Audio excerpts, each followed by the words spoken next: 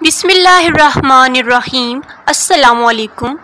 आज आप यकसा कौमी निसाब के मुताबिक उर्दू जमात चहारम का सबक नंबर 6 सेहत और सफाई पढ़ेंगे। सबक का आगाज़ करने से पहले सोचें और बताएं। साफ सुथरा रहने के कोई से 2 फ़ायदे बताएं। जी बिल्कुल, साफ़ सुथरा रहने से इंसान को ज़हनी सुकून मिलता है और साफ़ सुथरा रहने से इंसान बीमारियों से बचा रहता है। हमें अपने इर्द गिर्द की सफाई का ख्याल कैसे रखना चाहिए? जी हाँ, हमें अपने इर्द गिर्द कूड़ा करकट नहीं फेंकना चाहिए। क्या आप जानते हैं आप सल्लल्लाहु अलैहि वसल्लम ने सफाई को निस्फ ईमान करार दिया है। आप सल्लल्लाहु अलैहि वसल्लम ने दरख्तों के साए और पानी के ज़राए को साफ सुथरा रखने पर जोर दिया है। चलिए इस सबक में नए अल्फाज का तलफ़्फ़ुज़ सीख लेते हैं। कूड़ा करकट, गंद, लोट पोट, तड़पना, संभल, खुर्दबीन। खुर्दबीन एक ऐसा आला है जिससे छोटी सी चीज़ को भी देखा जा सकता है। और अफजाइश, अफजाइश का मतलब है बढ़ना।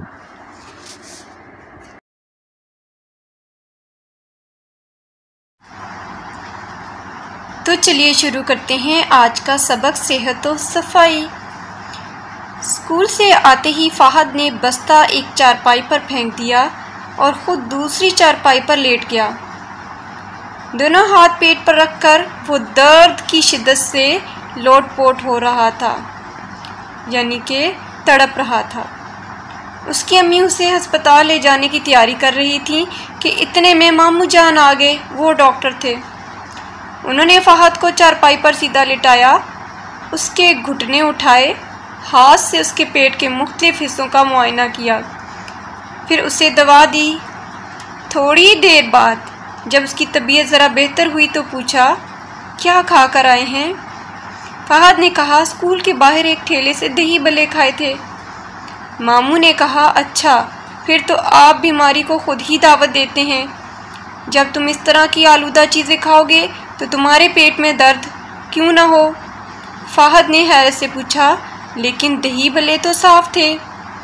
मामू ने मुस्कुराते हुए कहा, जहाँ खाने पीने के ठेले लगे होते हैं वहाँ गर्दो गुबार होता है। हर तरफ कूड़ा करकट बिखरा होता है। गंदगी से तरह तरह के कीड़े मकोड़े, मक्खियाँ, मच्छर और जरासीम पैदा होते हैं।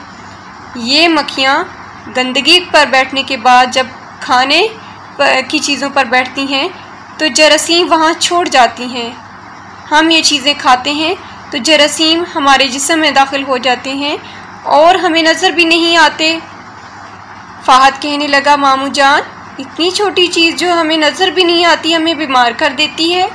मामू मुस्कुराते हुए, जरासीम सेहत के दुश्मन हैं। इनको जैसे ही मौका मिलता है इंसानी जिस्म पर हमला कर देते हैं। इससे मुख्तलिफ बीमारियां पैदा होती हैं। अब फ़ाहद की तबीयत संभल गई थी, ठीक हो गई थी। वो उठकर बैठ गया। उसका भाई अदनान और बहन रुबीना भी आ गई। मामू ने अपनी बात जारी रखते हुए कहा, हमारी ज़िंदगी का दारोमदार जिस्मानी सेहत पर है। सेहत के लिए अच्छी ग़िज़ा, खुली और ताज़ा हवा और सफाई निहायत ज़रूरी है।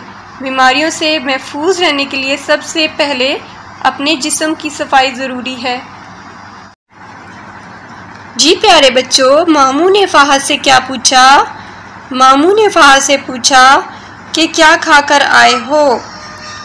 कूड़ा करकट बिखरा हुआ हो तो क्या होता है?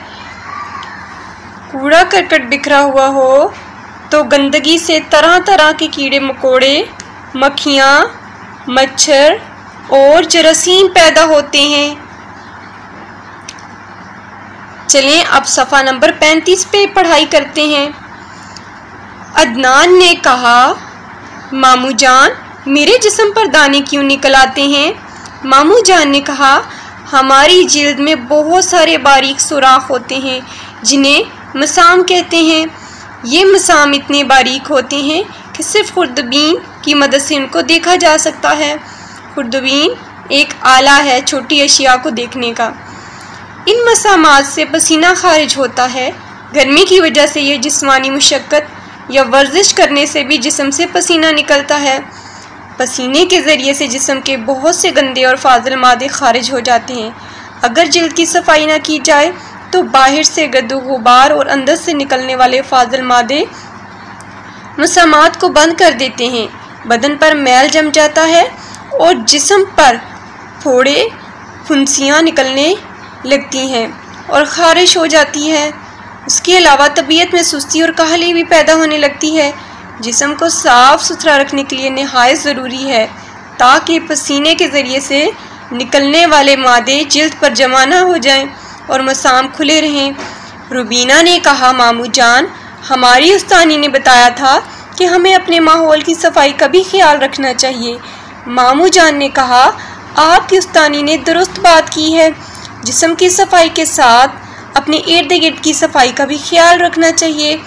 जब तक हम अपने जिस्म के साथ अपने घर, मोहल्ले और बस्ती की सफाई का ख्याल नहीं रखेंगे, बीमारियों से बचना मुमकिन नहीं।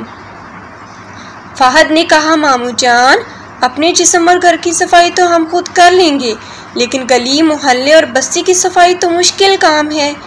मामू जान ने कहा, मुश्किल ज़रूर है लेकिन नामुमकिन नहीं। गली, मोहल्ले और बस्ती की सफाई के लिए एक तो बल्दिया वालों को शिकायत कर सकते हैं, उस तरह वो आकर कूड़ा करकट उठा लेते हैं और खड़े पानी में मच्छर मार स्प्रे भी कर देते हैं। दूसरी बात यह है कि आप सफाई के लिए मुहिम चला सकते हैं। अपने पड़ोसियों को इकट्ठा करके खुद भी सफाई कर सकते हैं। अदनान ने कहा, मामू जान, आपका बहुत बहुत शुक्रिया। आपने हमें बहुत मुफीद मालूमात दी हैं। हम अपने जिस्म की सफाई के साथ साथ अपने घर, गली, मोहल्ले की सफाई का भी पूरा ख्याल रखेंगे इंशाअल्लाह। जी बच्चों, नहाना क्यों ज़रूरी है? नहाना इसलिए ज़रूरी है ताकि पसीने के ज़रिए से निकलने वाले मादे जिल्द पर जम न जाएं और मसाम खुले रहें। अब हम सबक में इस्तेमाल होने वाले मुश्किल अल्फाज के मानी समझेंगे।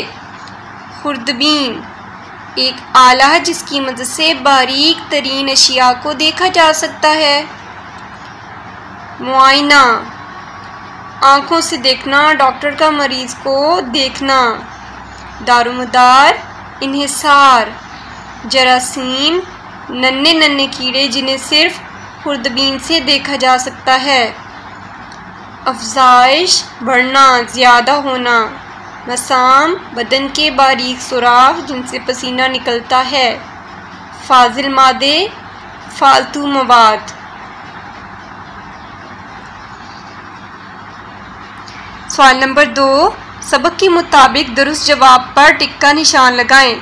खाने पीने की चीज़ों पर मक्खियाँ बैठती हैं तो अपने साथ लेकर आती हैं। क्या? गर्दो गुबार, जरासीम, बदबू या कीड़े मकोड़े? जरासीम। कीड़े मकोड़े, मक्खियाँ और जरासीम पैदा होती हैं किससे? गंदगी से, मिट्टी से, हवा से, पानी से। बिल्कुल, गंदगी से। मलेरिया बुखार होता है किसके काटने से?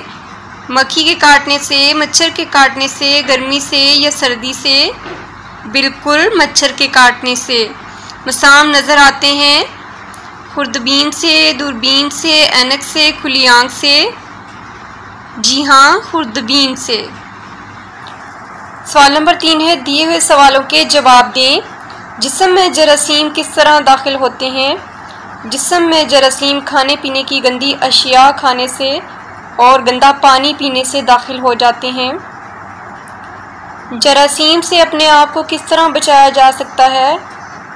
अगर हम अपने जिस्म, घर और मोहल्ले की सफाई सुथराई का ख्याल रखेंगे तो अपने आप को जरासीम से बचा सकते हैं।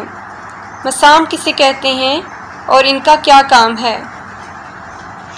मसाम जिस्म पर छोटे छोटे सुराख होते हैं जिनको दूरबीन की मदद से ही देखा जा सकता है और इनका काम भी है कि इनके ज़रिए जिस्म के फालतू गंदे गंदा जो मवाद होता है वो इनके ज़रिए से जिस्म से बाहर निकलता है।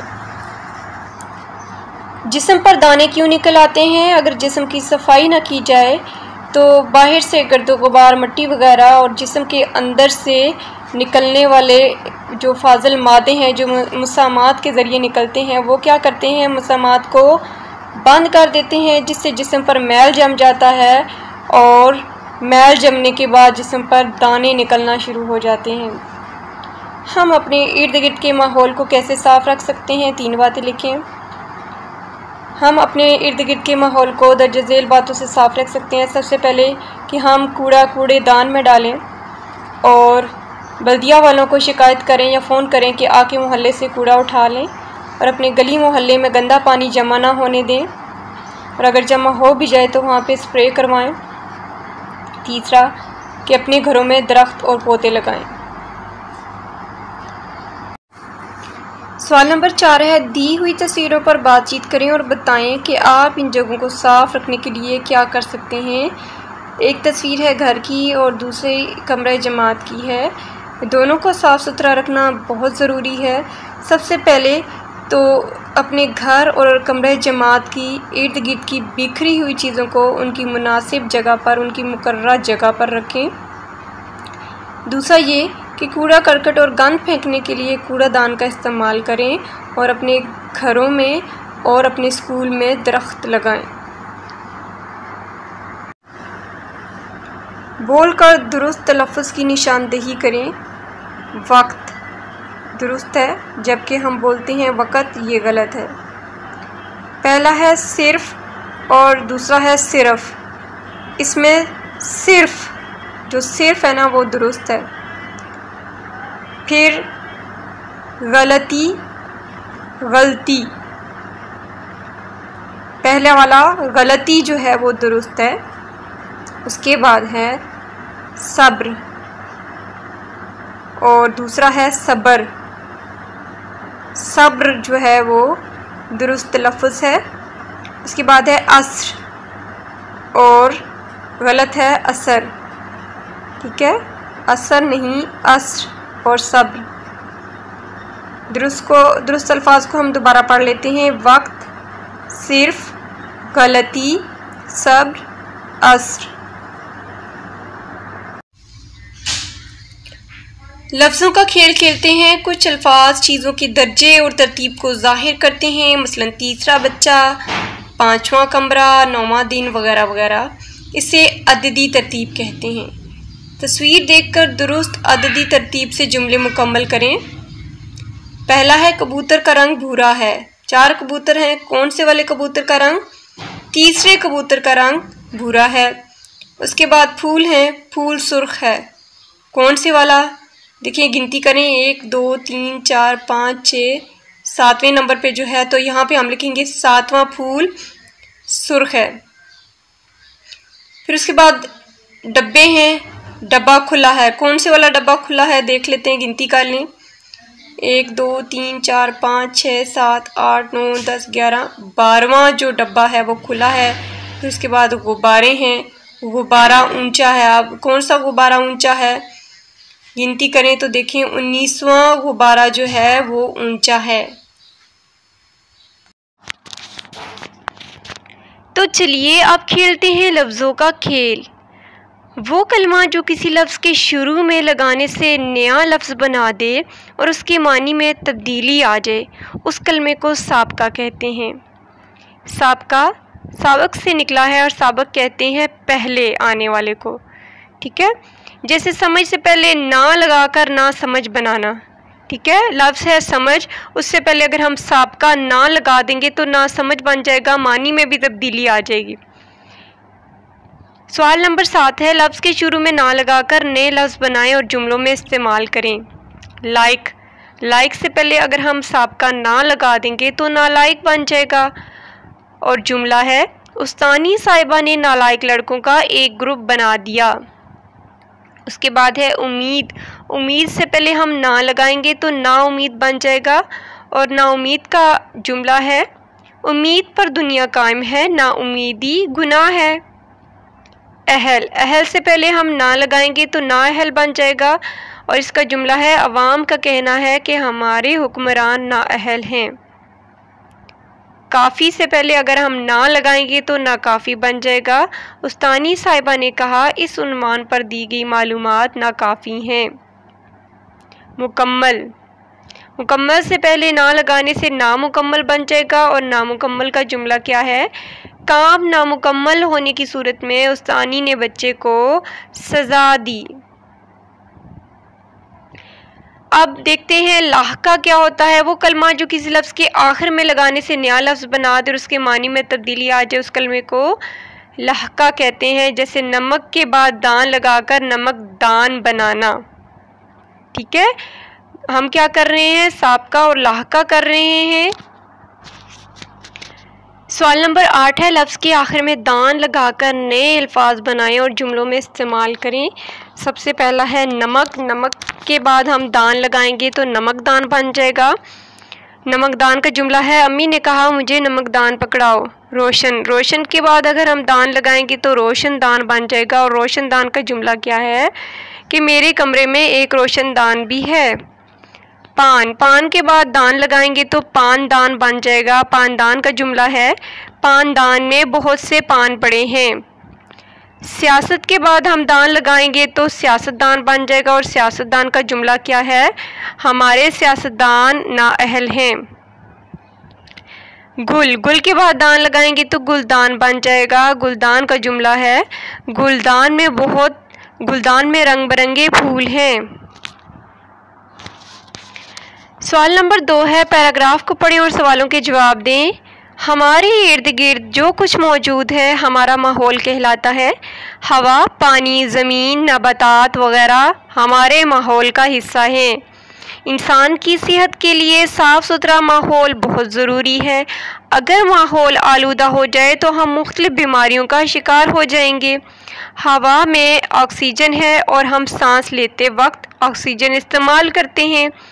इस हवा में अब गाड़ियों और कारखानों का धुआं शामिल हो रहा है। इस तरह कारखानों के खारिज किए हुए पानी की वजह से हमारा पीने का पानी भी ख़राब हो रहा है और इस सारी सूरत हाल की वजह से हम बहुत सी ख़तरनाक बीमारियों का शिकार हो रहे हैं। अब सवालात हैं, माहौल से क्या मुराद है? माहौल से मुराद हमारा इर्द गिर्द और उसके अंदर मौजूद तमाम अशिया जैसा कि हवा, पानी, ज़मीन और नबातात वगैरह हैं। हवा कैसे आलूदा होती है? हवा में ख़राब गाड़ियों का धुआं और कारखानों का धुआं शामिल हो रहा है जिससे हवा आलूदा हो रही है। कारखाने पानी को कैसे आलूदा करते हैं? कारखानों से खारिज किया हुआ पानी पीने वाले पानी को ख़राब कर रहा है, उसमें शामिल होकर उसको आलूदा कर रहा है। हमें माहौल की आलूदगी से बचाने के लिए क्या करना चाहिए? हमें माहौल को आलूदगी से बचाने के लिए दरख्त लगाने चाहिए और कारखानों और फैक्ट्रियों को शहर से दूर लगाना चाहिए। सफाई के लिए किन बातों का ध्यान रखना ज़रूरी है? सफाई के लिए मंदरजा झेल बातों का ध्यान रखना ज़रूरी है।